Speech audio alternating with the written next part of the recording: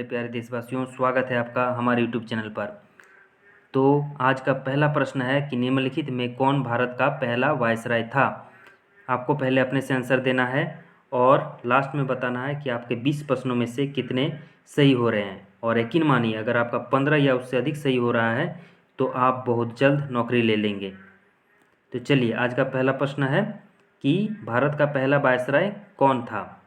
आपका ऑप्शन है Lord Cornwallis, Warren Hasting, Lord Canning और रॉबर्ट क्लाइव। यह प्रश्न कई बार और बार बार पूछा जाता है, तो इसका सही आंसर हो जाएगा लॉर्ड कैनिंग।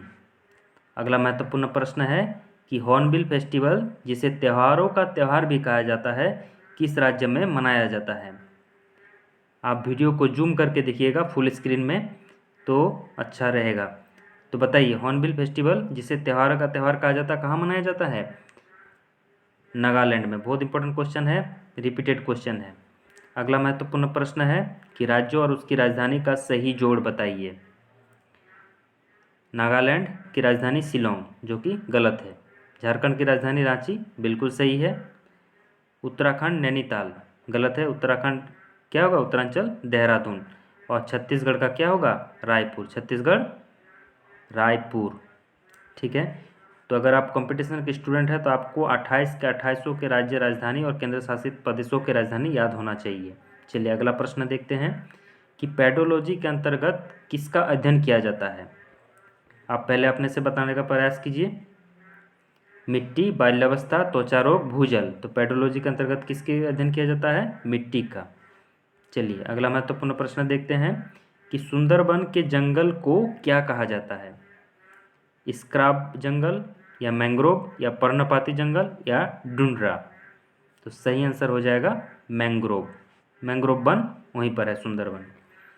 भारत में ऊर्जा का मुख्य स्रोत क्या है। पहला है आणविक, दूसरा है तापीय, तीसरा है सौर, चौथा है जलीय। तो क्या है, तापीय।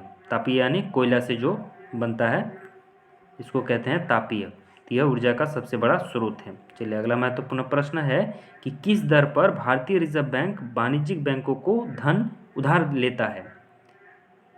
रिजर्व बैंक जो है वाणिज्यिक बैंकों से धन उधार लेता है, यानी वाणिज्यिक बैंक जो हो गए ये सब SBI, bank of Baroda, bank of India, इस सब के पास जब धन अधिक हो जाता है तो ये लोग रिजर्व बैंक में रख देता है पैसा अपना। तो किस रेट पर उसको रखता है और उस दर को क्या कहते हैं, तो उस दर को कहते हैं रिवर्स रेपो दर। ऐसा नहीं है कि भारतीय रिजर्व बैंक पैसा इन लोग से पैसा मांगता है, बल्कि ये लोग वाणिज्यिक बैंकों से जब पैसा अधिक हो जाता है तो ये लोग भारतीय रिजर्व बैंक में जमा कर देता है और इसको कहते हैं रिवर्स रेपो दर। और जब वाणिज्यिक बैंक रिजर्व बैंक से पैसा मांगेगा तो किस रेट पर मांगेगा, रेपो दर पर। चलिए अगला प्रश्न देखते हैं। अगला प्रश्न है कि भारत के संविधान कि कौन सा अनुच्छेद भारत के राष्ट्रपति के महाभियोग के प्रावधानों के बारे में उल्लेख किया गया है। यानी राष्ट्रपति पर महाभियोग किस अनुच्छेद के अंतर्गत चलाया जाता है। अनुच्छेद 61, अनुच्छेद 51, अनुच्छेद 63 या अनुच्छेद 54। तो इसका सही आंसर हो जाएगा अनुच्छेद 61। बहुत इंपॉर्टेंट प्रश्न है, वेरी वेरी इंपॉर्टेंट। चलिए अगला महत्वपूर्ण प्रश्न है कि महाबलीपुरम के सप्तगोड़ा किस द्वारा संरक्षित कला की साक्षी है। सप्तगोड़ा, ठीक है। तो महाबलीपुरम जब भी आए तो आपको याद रखना है, क्या आंसर कर देना है, पल्लव। चलिए अगला महत्वपूर्ण प्रश्न है कि भगवद गीता का अंग्रेजी में अनुवाद करने वाला पहला यूरोपियन कौन था। सही आंसर इसका हो जाएगा चार्ल्स बिलिंकिस। क्या हो जाएगा। अगला महत्वपूर्ण प्रश्न है कि न्यूटन का पहला गति नियम संकल्पना होती है। यानी न्यूटन का पहला गति नियम से क्या पता चलता है, ऊर्जा की, न कार्य की, न संवेग की, न जड़त्व की। तो पहला नियम है जड़त्व की। जड़त्व का नियम कहा जाता है पहला को, लॉ ऑफ इनर्शिया। अगला महत्वपूर्ण प्रश्न है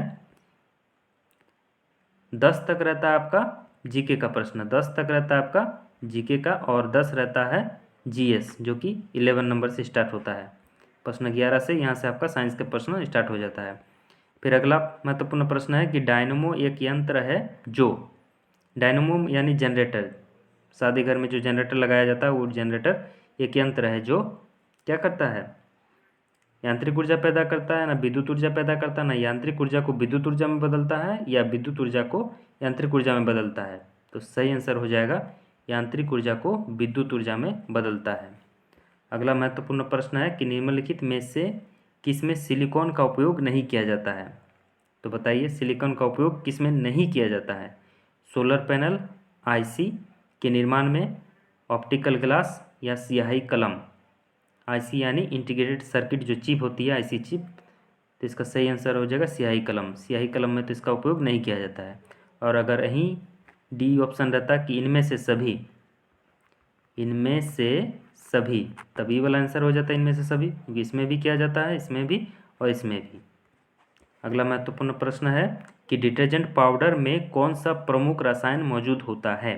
आपका ऑप्शन है hydrochloric acid, sodium carbonate, calcium carbonate, sodium alkyl sulphate. तो क्या होता है डिटर्जेंट में? Sodium carbonate. और जो सोडियम बाइकार्बोनेट होता है उसको खाया जाता है, यानी खाने वाला सोडा, इसको कहता है धोवन सोडा। सोडियम कार्बोनेट यानी धोने वाला सोडा। अगला महत्वपूर्ण प्रश्न है कि प्रकाश के प्रेक्षेपण का अध्ययन करने के लिए निम्नलिखित में से किस उपकरण का प्रयोग किया जाता है। सूक्ष्मदर्शी, दूरबीन, स्पेक्ट्रोमीटर या फोटोमीटर। तो जब प्रकाश किसी प्रिज्म से होकर गुजरती है, प्रिज्म से, तो 7 रंगों में विभक्त हो जाती है। इसी को इसका प्रेक्षेपण कहते हैं, प्रकाश का प्रेक्षेपण। तो सही आंसर इसका क्या हो जाएगा? स्पेक्ट्रोमीटर। अगला महत्वपूर्ण प्रश्न क्या है कि शर्करा यानी जो चीनी होता है, मंड के किण्वन से प्राप्त होता है। तो चीनी के किण्वन से क्या प्राप्त होता है? एथेनॉल या इथाइल या मेथनॉल या ब्यूटेनॉल। तो क्या प्राप्त होता है? एथेनॉल यानी शराब। ठीक है, एथेनॉल यही होता है शराब। चलिए अगला महत्वपूर्ण प्रश्न है कि निम्नलिखित में से किस ग्रंथि से पित्त का स्रावन होता है। ठीक है, पित्त का स्रावन किससे होता है? यकृत से यानी लीवर से, या गुर्दा यानी किडनी से, पित्ताशय, या इनमें से कोई नहीं। तो सही आंसर क्या हो जाएगा? यकृत से पित्त का स्रावन होता है। अगला महत्वपूर्ण प्रश्न है कि निम्नलिखित में से कौन सा प्रोटीन नाखूनों में पाया जाता है। तो नाखून में कौन सा प्रोटीन पाया जाता है? स्टोन या केराटिन या इलास्टिन या एक्टिन। सही आंसर हो जाएगा इसका केराटिन। चलिए अगला महत्वपूर्ण प्रश्न है कि डीएनए संरचना का सही मॉडल किसने बनाया था। डीएनए संरचना का सही मॉडल किसने बनाया था? पहला ऑप्शन है जेकब और मोनार्ड, दूसरा ऑप्शन है वाटसन और क्रिक, तीसरा है एच.जी. खुराना, चौथा ऑप्शन है बाल्टीमर और ट्रेमिन। तो सही आंसर हो जाएगा वाटसन एंड क्रिक। वाटसन और क्रिक ने डीएनए का मॉडल दिया था। चलिए और आज का लास्ट अंतिम प्रश्न है कि टिक्का रोग निम्न में से किस फसल से संबंधित है। टिक्का रोग किससे संबंधित है? चावल, आलू, गन्ना, मूंगफली। तो सही आंसर हो जाएगा मूंगफली। और आप कमेंट करके बताइए कि आपके 20 प्रश्न में कितने सही हुए। अगर आपका 15 या उससे अधिक सही होता है तो यकीन मानिए आप 2023 में नौकरी ले लेंगे बहुत जल्द। धन्यवाद मेरे प्यारे देशवासियों। जय हिंद, जय भारत।